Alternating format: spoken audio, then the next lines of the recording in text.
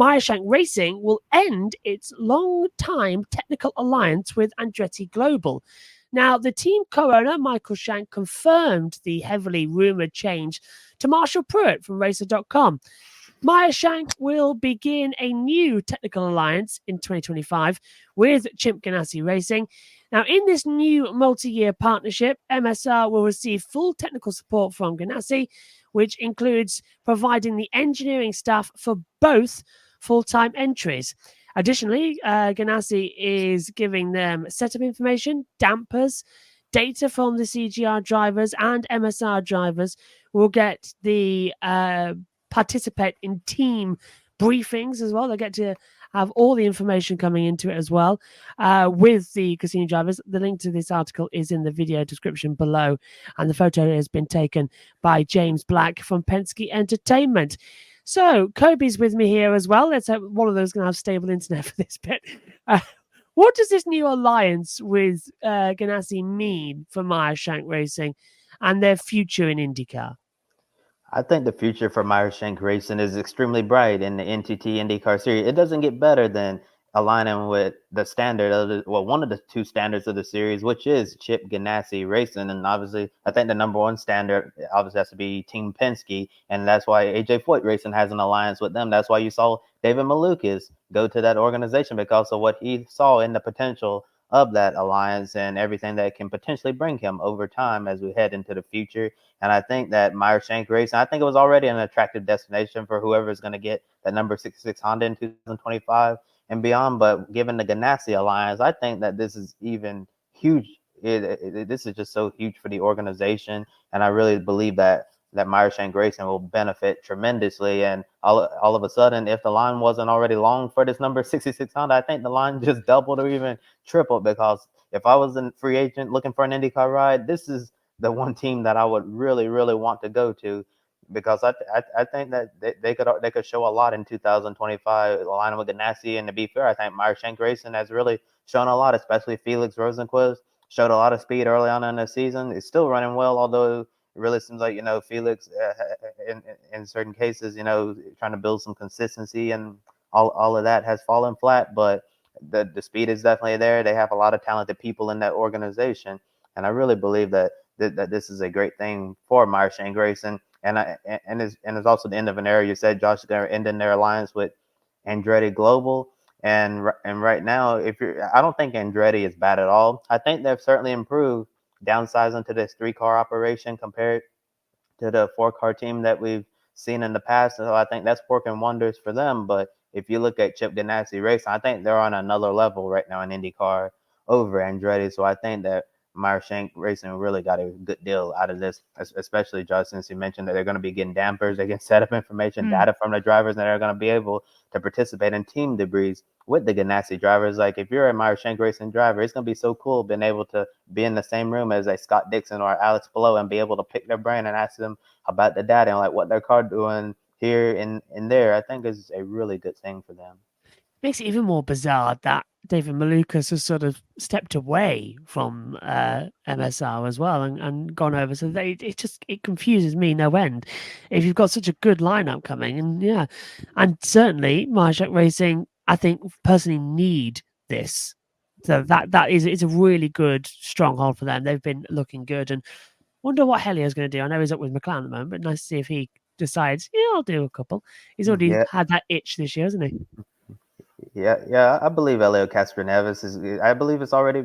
Well, someone can correct me if I'm wrong. I believe he already confirmed that he is coming back next year to try to keep the drive for 5 alive and eventually get that 5th Indy 500 victory. And if they have a Ganassi alliance next year, then I really believe Elio's going to be in a very good position to get that done. I still think he has a lot left in the tank at the Indianapolis Motor Speedway, and he certainly has potential to get the job done. But yeah, Josh, you mentioned David Malukas. Last week we talked about AJ Foyt Racing and looking at the alliance with with Chip Ganassi Racing. You would think, well, why wouldn't you want to stay together? Because we all saw the great run he had at Gateway until made the contact with Will Power, and it all ended badly for him. But David Malukas, if he had gotten by Will Power without making contact, he was probably going to win that race. Yeah, he was just very strong, and I thought if he stayed in that 66 car, that team could potentially do some great things together. But kind of like I just said, that there's probably going to be a longer line of drivers to drive this number 66 car given the Ganassi Alliance.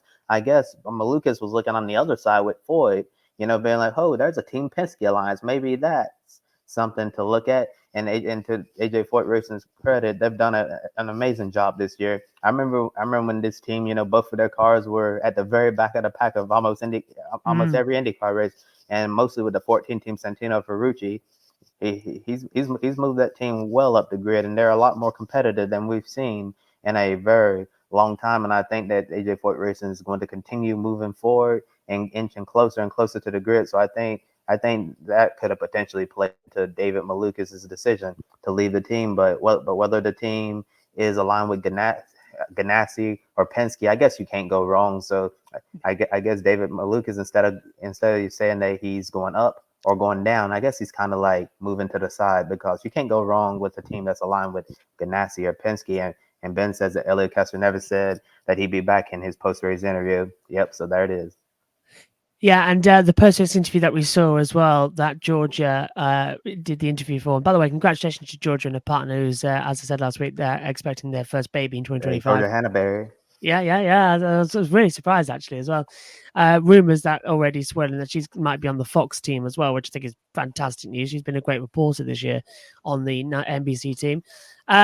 We saw David Malukas almost welling up with emotion. All his fans, of course, coming to his side and sort of blaming Will Power. Power was blaming Malukas, of course. You saw Power, just stating when he got out of the car. David Malukas said in an interview today that, Will Power, I think, called him the next day and said, yeah, it was my bad. I squeezed you. All good and all that lot. I'm sorry and all that lot. And David has said, yeah, we're all fine. And let's get together in Portland and take a photo. Marshall from Racer.com, he said that there's actually a growing fear that Alexander Rossi will be out of IndyCar full-time at the end of the 2024 season. Pruitt said that he's not going to Ganassi, and as the last silly season piece offered at Pruitt Road, it said the team's 3-driver lineup for next year is already set. So I guess we got Dixon, Palou, and then whoever the current group is going to stick around. I assume it's going to be Kiffin Simpson, since he brings a lot of sponsorship money to the table with that organization. But yeah, Marshall Pruitt saying that Alexander Rossi there's a possibility that he may not be full time in IndyCar in 2025, which would certainly definitely be something, because I really thought Alexander Rossi would easily land a full time seat next year. But apparently, that's up in the air. As more drivers are confirmed, there's going to be less and less seats available. So Rossi potentially could be on the sidelines full-time next year. But even if he is on the sidelines, I believe he could definitely find a very good seat for the Indianapolis 500, because who wouldn't want to put a former Indy 500 winner in a good car? He could, and he showed in the last handful of years with Arrow McLaren that he can still get it done at the track. He was in contention to win this year's Indy 500. He was right up there battling at the front, and you put him in a good car in the best situation, he can go out there and get another Indy 500 victory.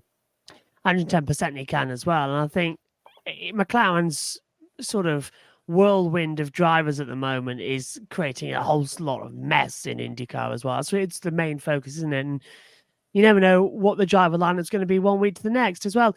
Adam says, taking a number regarding number or drivers wanting to drive for Meyer Shank Racing. Yeah, it's take a number at the meet counter, isn't it? Just whoever's up next. I mean, I think that 51 car's had more drivers in it this year than any other team have changed over or even suggested changing over ahead of next year. Is it 6 or 7? Are you talking about the Delcoin car? Yeah, the 51.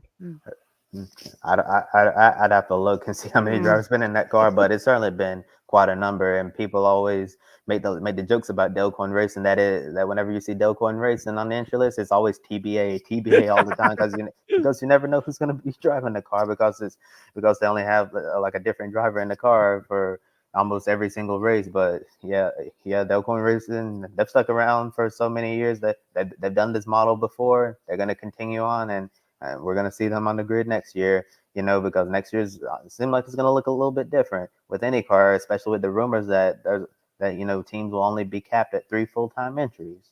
That's going to be very interesting for McLaren coming into the 500 as well, going into it. So that's going to be a lot of fun. Going to be very, very a lot of fun.